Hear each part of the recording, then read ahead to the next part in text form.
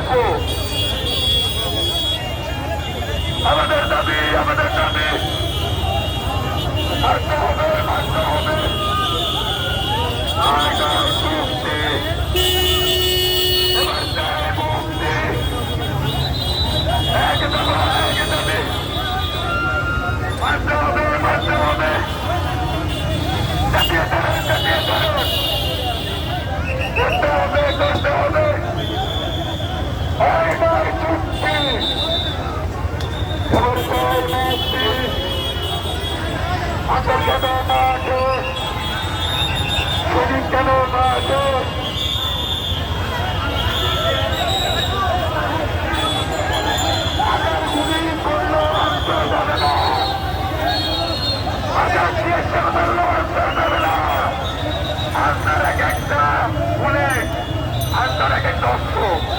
আমাদের সেইভাবে প্রশিক্ষণ দিয়ে তৈরি করেছে, আমাদের সেইভাবেই তৈরি করা হয়েছে।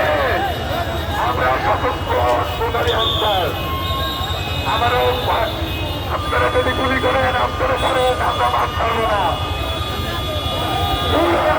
বাংলাদেশ থেকে আনসার তুলে দিবেন, আমরা কেউ থাকবো না। যদি মনে করেন আনসার বাংলাদেশের প্রয়োজন নেই তাহলে আপনাকে তুলে দিন। বাংলাদেশের মানুষকে আশ্বাস দিচ্ছেন আপনারা, কেন অস্ত্র দিয়ে তামাশা দেখাচ্ছেন? কেন বলছেন আনসার বাহিনী অস্ত্রধারী? কেন আপনারা তাদেরকে দিচ্ছেন? কেন তাদের গুরুত্বপূর্ণ জায়গায় রাখেন? কেন তাদের মায়ের বন্ধ দিচ্ছেন আপনারা? আপনারা অস্ত্র দিয়ে তামাশা দেখান। আপনারা আমাদের মাটিতে শেখান।